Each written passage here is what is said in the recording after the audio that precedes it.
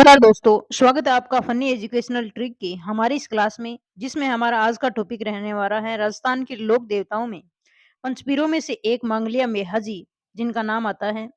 और हमारा टॉपिक चल रहा था राजस्थान कला संस्कृति के राजस्थान के लोक देवता, जिनमें हमने पंचपीरों में 4 पंचपीर पढ़ लिए थे। बाबू जी, आड़बू जी, रामदेव जी और गोगा जी। जो भी ये टॉपिक हम पढ़ते हैं, ये फर्स्ट ग्रेड की लक्ष्य बुक पे आधारित होते हैं, यानी साथ-साथ में हमें फर्स्ट ग्रेड की लक्ष्य बुक भी पढ़ते हैं डेली।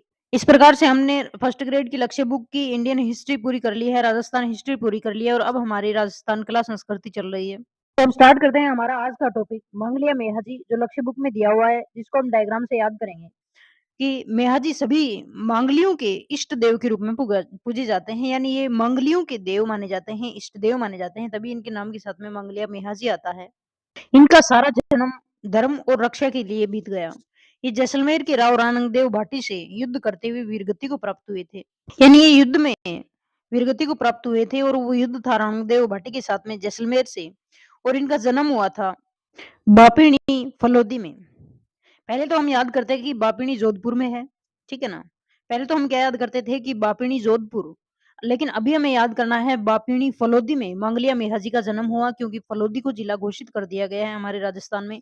तो नवगठित जिलों के अनुसार में बापिणी फलोदी में आएगा, यानी मांगलिया मेहाजी का जन्म बापिणी फलोदी में हुआ था और यहीं इनका मंदिर है। और ये राजस्थान में जो पंचपीर पूजे जाते हैं उनमें से एक देवता है। कि मेहाजी मंडोर दुर्ग पर कब्जा कर अपनी राजधानी बनाने वाले राठौड़ शासक जो राव चूड़ा थे, यानी जो जोधा के पितामह थे, दादाजी थे, उनके समकालीन हैं। रानी राव चूड़ा के समकालीन माने जाते हैं मांगलिया मेहाजी।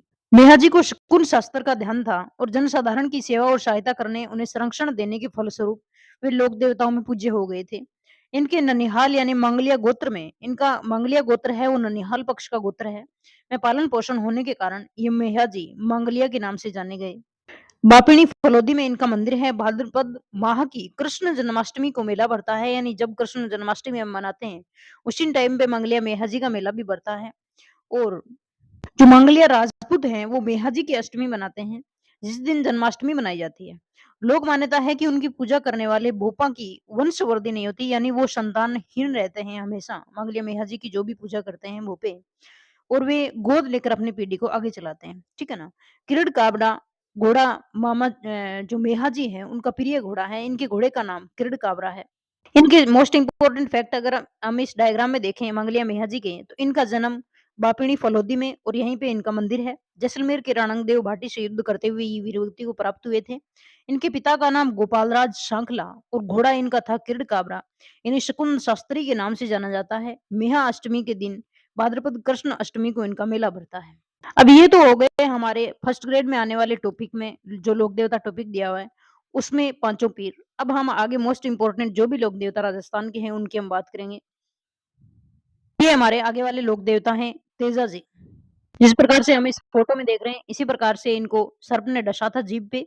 इसके पीछे कहानी है जो हम आगे पढ़ेंगे। एक पंचपीरों का बहुत बड़ा खास क्वेश्चन पूछा जाता है हमारे कंपटीशन के एग्जाम में कि पंचपीरों में कौन से देवता नहीं थे। तो उसमें तीन तो जो पंचवीर हैं उनके नाम दे दिए जाते हैं, या फिर मांगलिया मेहाजी का हटा दिया जाता है और तेजाजी का दे दिया जाता है। तो तेजाजी का जो भी ऑप्शन आता है पंचपीरों में, वो तेजाजी का ऑप्शन हटाना होता है कि तेजाजी पंचपीरों में नहीं माने जाते हैं। तो ये क्वेश्चन बहुत ही ज्यादा कंफ्यूज करने वाला होता है। बाकी तेजाजी बहुत ही लोकप्रिय देवता हैं राजस्थान में। तो हम डायग्राम में देखें कि तेजाजी का जन्म स्थान है वो है खड़नाल नागौर। खड़नाल नागौर में तेजाजी का जन्म हुआ। नागौर को दो भागों में डिवाइड कर दिया गया है। नागौर से एक जिला और बांटा गया है, डीडवाना कुचामन। यानी जो तेजाजी का मेला भरता है पर्वतसर में, वो पर्वतसर अब डीडवाना कुचामन में आता है। जबकि खरनाल तो सिर्फ नागौर में ही आता है, लेकिन डीडवाना कुचामन में पर्वतसर यानी मेला भरता है वो डीडवाना कुचामन जिले में भरता है पर्वतसर। पहले हम याद करते थे पर्वतसर नागौर, लेकिन अभी ये याद नहीं करना, अभी याद रखना है पर्वतसर डीडवाना कुचामन। तो इनका जन्म खरनाल में हुआ, इनका मेला भरता है पर्वतसर में। और इनका जो ससुराल है वो पनेर में है। पनेर जो अजमेर में है, पनेर यानी इनकी पत्नी का नाम था पेमल दे। पेमल दे, ठीक है ना? और पेमल दे जो पनेर के रायमल जी थे उनकी पुत्री थी। और इनकी मृत्यु हुई थी सुरसरा, और सुरसरा आता है किशनगढ़ अजमेर में, ठीक है ना?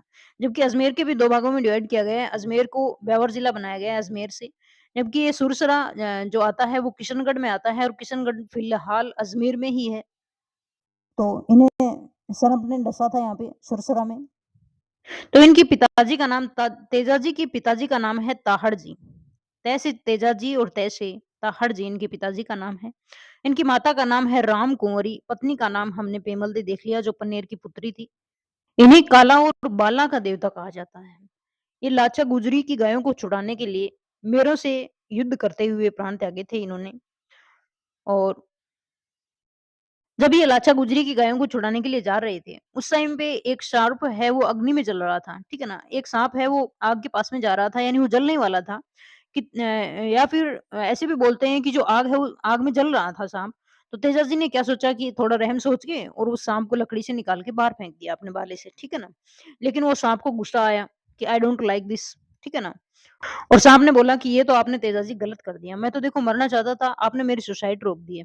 ठीक है ना? तो अभी मैं क्या करूँ? अभी तो मेरे को गुस्सा आ गया तो मैं भी मेरा बदला लूँगा। तो तेजाजी को साँप ने बोला कि मैं आपको डसूँगा। ठीक है ना? मैं भी आपकी जान लूँगा। तो तेजाजी ने बोला कि अभी तो मैं वो गायों को छुड़ाने जा रहा हूँ, अगर वापस आऊँ तो आप मुझे डस लेना। अब तेजाजी वापस गायों को छुड़ा के आए अपने प्रॉमिस के अनुसार आए तो ज़रूर साँप के पास में कि लो आप अब तो मेरे को डस लो और तो कोई चारा ही नहीं है, मैंने तो आपको वादा किया। ठीक है ना? तो तेजाजी के जो है शरीर इतना लहूलुहान हो रहा था युद्ध के कारण कि वहाँ पे शरीर के अंग के ऊपर कोई भी चीज़ है वो सेफ नहीं थी यानी पूरा शरीर पे खून ही खून था। तो साँप ने बोला कि मैं कहाँ डसूँ? मेरे आपकी तो कहीं जगह ही नहीं बची है, इतने आपने लड़ाई कर रखी है मतलब खून वगैरह हो रहा है, ठीक है ना? तो इन्होंने तेजाजी ने जीभ निकाली कि जीभ मेरा ऐसा स्थान है जहाँ पे है ना कुछ भी रक्त वगैरह नहीं लगा है तो आप यहाँ पे डस सकते हो। तो तेजाजी को फिर सर्प ने यहाँ पे डसा था और तेजाजी की मृत्यु हो गई थी। और तेजाजी की घोड़ी का नाम आता है लीलन। जो हम वो तो पढ़ते ही हैं कि मतलब तेजाजी का जो गाना आता है जो सॉन्ग आता है उसमें भी हम बहुत सी चीज़ें याद हो जाती है कि लीलन श्रृंगार है वैसे वगैरह करके। ठीक है ना? आजकल तो बहुत ज़्यादा। तो आधी से ज़्यादा चीज़ तो हमें सुनी हुई होती है। अब हम देखते हैं कि बुक में क्या दिया हुआ है कि तेजाजी का जन्म खरनाल नागौर में हुआ। नाग वंशीय ये जाट थे। जाटों में तेजाजी की बहुत ज़्यादा महानता होती है। ठीक है ना? तेजाजी के पिता ताहड़ जी और माता रामकुँवरी थी। तेजाजी का विवाह पेमल दे पन्नेर के रामचंद्र जी या फिर रायमल जी की पुत्री से हुआ था। तेजाजी को परम गोरक्षक और गायों का मुक्तिदाता माना जाता है। इन्हें काला और बाला देवता भी कहते हैं। लाचा गुजरी की गायों गायों को मेरों से छुड़ाने हेतु विक्रम संवत 1160 भाद्रपद शुक्ल दशमी को सुरसरा किशनगढ़ अजमेर में अपने प्राण त्यागे थे। यहाँ पे ये तेजाजी जिसकी गायों को छुड़ाते हैं वो तो है लाखा लाचा गुजरी, जबकि जो पाबूजी छुड़वाते हैं वो थी देवल चारणी। इनके थान पर सर्प या फिर कुत्ते का कटा प्राणी का इलाज होता है, यानी जिसके भी कुत्ता खा जाता है तो उसको नो इंजेक्शन लेने की जरूरत नहीं होती है, उसको तेजाजी के थान पे ले जाओ, ठीक है ना? प्रत्येक किसान तेजाजी के गीत यानी तेजा टेर जो खेत बुआई के लिए किसान जाते हैं तो वो तेजा टेर जरूर लगाते हैं। यानी एक गाना आता है गाजो गाजो सेठ आषाढ़ कंवर तेजा रे ऐसे कुछ करके। तेजाजी विशेष करके अजमेर के लोक देवता हैं। इनके मुख्य थान मंदिर अजमेर जिले की सुरसरा, ब्यावर, चंद्रिया और भांवता में है। ब्यावर को अलग से जिला बना दिया गया है और इनके जन्म स्थान खडमानाल में भी इनका मंदिर है। अब हम बात करें कि परबतसर कस्बे में तेजाजी का विशाल मेला भाद्रपद शुक्ल दशमी को जिस दिन इनका जन्म हुआ था उसी दिन जिस दिन इन्होंने प्राण त्यागे थे उसी दिन मेला पड़ता है इनका परबतसर में। ये पशु मेला होता है सबसे बड़ा, जिसमें भारी मात्रा में पशुओं की खरीद फरोख्त होती है और तेजाजी का निर्वाण स्थली है वो सुरसरा, किशनगढ़, अजमेर में। यहाँ पे तेजाजी की जागीर निकाली जाती है। सर्पदंश का इलाज करने वाले तेजाजी की भोपी को घोड़ला कहते हैं और इनकी घोड़ी को लीलन या फिर श्रृंगारी।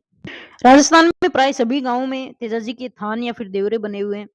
ते देवरों पर तेजाजी की प्रतिमा हाथ में तलवार लिए हुए और घुड़सवार के रूप में स्थापित की जाती है। राज्य में लगभग सभी भागों में लोक देवता तेजाजी को सर्पों के देवता के रूप में पूजा जाता है।